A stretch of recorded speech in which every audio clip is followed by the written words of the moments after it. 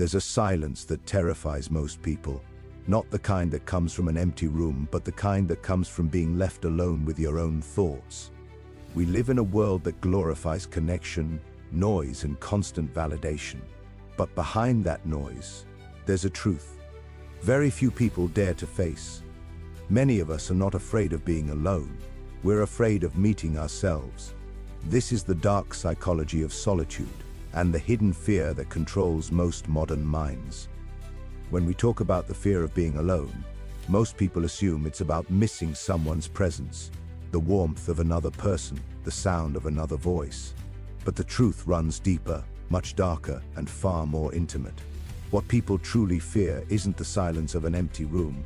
It's the noise that begins inside their own mind once that silence begins. It's not loneliness they run from, it's awareness. The human mind, when stripped of distractions, begins to speak a language most people don't want to hear. It brings up every unresolved thought, every suppressed emotion, and every fragment of pain we've buried under our daily routines. The television, the notifications, the endless scrolling, they're not Jew-sent habits, they're escape mechanisms. They're ways to silence the voice that whispers the truth, that we've been running from ourselves. When you sit alone in silence, something shifts inside you. At first, it's discomfort, a sense that something is missing. But soon, that emptiness starts to fill with memories, doubts, and reflections that you've avoided for years. You start remembering faces you tried to forget, words that hurt, choices you regret, and the version of yourself you once were. Most people can't handle that confrontation. They crave noise because it numbs that process. It's easier to drown in distractions than to face the mirror of your own mind. Yet, this mirror doesn't lie. It reflects both your beauty and your brokenness. From a dark psychology perspective, the mind has defense mechanisms built for survival, not peace. It hides pain under habits, masks, and illusions of connection. When solitude removes those layers, your mind panics. It starts replaying your fears, not because it wants to torture you, but because it wants to heal what you've ignored. But healing never feels peaceful in the beginning. It feels like chaos, like falling into an emotional abyss. That's why people confuse solitude with loneliness. They associate silence with suffering, when in truth, it's a doorway to self-awareness. There's something profoundly raw about being alone in a world that constantly screams for your attention. It forces you to confront the truth that everything external is temporary. People leave, moments fade, and things lose meaning. But awareness doesn't. When you begin to listen to your inner world, you realize that what you feared wasn't the emptiness outside, but the fullness within, the unprocessed emotions, the forgotten dreams, and the parts of you that you've silenced to fit in. In that realization, solitude transforms. It becomes sacred. The fear that once haunted you becomes the teacher that frees you. You begin to understand that the discomfort of being alone is simply your mind detoxing from years of avoidance.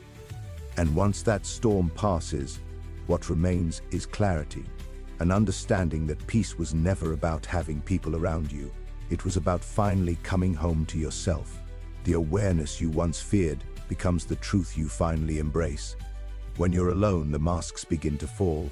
There's no audience to impress, no voice to shape your words for, no eyes to read and adjust your behavior to. It's just you, raw, unfiltered, exposed. Most people don't realize how much of their identity is built around how others see them. Every laugh, every opinion, every choice subtly bends toward the invisible gaze of society. But in solitude, that gaze disappears. The social self, the one that constantly performs, adjusts, and hides, begins to dissolve. And that's where the fear sets in. Because when the mask fades, the truth of who you really are begins to surface. Dark psychology teaches us that much of our daily personality is a construction, a shield designed to win acceptance and avoid rejection. We act confident when we're insecure. We appear kind when we're angry. We stay busy when we're lost. But when we're alone, the performance collapses. You can no longer escape into the comfort of pretending. You begin to see your real motives behind your choices, the need to be liked, the hunger for validation, the fear of being ordinary. It's a painful clarity that solitude brings, one that most people aren't prepared for. That's why the moment they start to feel it, they run back to the noise, to the comforting illusion that the mask is who they truly are. But there's power hidden in that collapse. Because what solitude strips away, it does not destroy, it reveals. It reveals the self you've abandoned for approval, the voice you've muted for acceptance, the truth you've traded for belonging. When you stop pretending, you start healing. The emptiness that feels unbearable at first slowly becomes fertile ground for authenticity. You begin to understand what you actually like, what you truly believe, and what genuinely matters to you, not what the world has taught you to desire. Yet, this process isn't peaceful. It feels like a small death, the death of illusion, the end of a version of yourself that never really existed. There's a kind of grief in realizing how much of your life was lived for others. You start to see your reflection without filters, and it's uncomfortable because it's real. You see the flaws, the insecurities, the contradictions, but you also start to see the quiet beauty in your honesty, the strength that comes from no longer needing to be anything other than yourself. In the stillness of being alone, you realize that solitude doesn't destroy identity, it refines it. Tea burns away the false layers until what remains is something solid, something true. And that truth, though it may not be perfect, is yours. That's the gift hidden inside the fear, the freedom to exist without performance. When the pretending stops, life becomes quieter, simpler, and strangely lighter. In that silence, you finally begin to meet the person you've been avoiding all along, yourself. From the moment we are born, we are taught that connection defines our worth. The child who plays alone is called shy. The adult who prefers quiet evenings is labeled antisocial, and the one who enjoys solitude is seen as distant or broken. Society doesn't just encourage connection, it conditions dependence. Every advertisement, every platform, every interaction subtly tells us that being alone is something to fix. That message burrows deep into the subconscious until solitude begins to feel like failure instead of freedom. But that's not psychology, it's conditioning. Real psychology understands that while humans are social creatures, our mental health depends just as much on time spent alone as it does on connection with others. In dark psychology, this conditioning is seen as one of the most powerful control mechanisms of modern life. When people are taught to fear solitude, they become easier to influence. A person who can't sit in silence will always seek something or someone to fill the void. That makes them vulnerable to manipulation, whether it's emotional, social, or commercial. Companies thrive on your need for distraction. They sell you comfort for the emptiness you were trained to fear. Social media keeps you scrolling by exploiting your loneliness, convincing you that connection is only a click away. Yet, each scroll only deepens the distance between you and yourself. The result is a paradox. People have never been more connected, and yet feel more alone than ever. We mistake digital validation for emotional intimacy and constant noise for companionship. But these substitutes don't heal, they distract. The truth is, the fear of isolation that society implants in us keeps us from discovering the one relationship that defines every other, our relationship with our own mind. Because if you can't sit with yourself, every relationship you enter will be an escape, not a connection. There's a quiet rebellion in learning to be alone. It's a psychological act of freedom. When you can sit in a room without needing to reach for your phone, your television, or another person, you take back control from the system that profits from your dependence. You begin to experience the raw, unfiltered nature of existence. It's not glamorous, it's not always peaceful, but it's real. It teaches you that your thoughts, no matter how dark, are not your enemies. They are messages. Your solitude becomes a space for reflection, not punishment. People who master solitude are often misunderstood. They're labeled cold, detached, or even arrogant. But in truth, they've simply broken a cycle that others are trapped in. They no longer need the world to tell them who they are. They've learned to listen inward, and in doing so, they've become untouchable. psychologically independent. Society fears these people because they can't be controlled by loneliness anymore. They no longer chase attention, they seek understanding. And that, in the eyes of a world built on noise and validation, is the most dangerous kind of peace. There's a silent truth hidden inside the human experience that few people ever recognize. Loneliness and power often live in the same space. The moments when you feel most isolated, most detached from the noise of the world, are often the moments when something powerful is awakening within you. Yet, most people never allow themselves to reach that stage because the early stages of solitude are uncomfortable. They mistake discomfort for danger and retreat back into distractions, but those who learn to stay, who sit through the emptiness and silence, begin to sense something deeper taking form. It's as if solitude, once feared, becomes a crucible that burns away weakness and forges strength. Dark psychology teaches us that solitude doesn't just reveal the mind, it rewires it. When you are alone, the brain shifts into introspection mode, processing thoughts and emotions on a deeper level. This process is uncomfortable because it exposes the truth of your emotional patterns, your insecurities, your desires, and your pain. But with time, the mind adapts.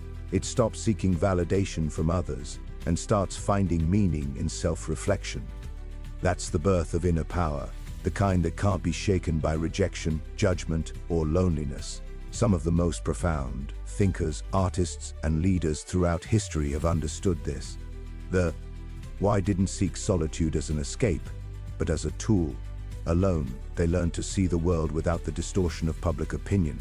They observed human behavior from a distance, and that distance gave them clarity. In solitude, perception sharpens because the noise fades. You start noticing the hidden motives in people's actions, the emotional patterns that drive relationships, and the subtle illusions that society feeds you. What most call loneliness, they used as vision.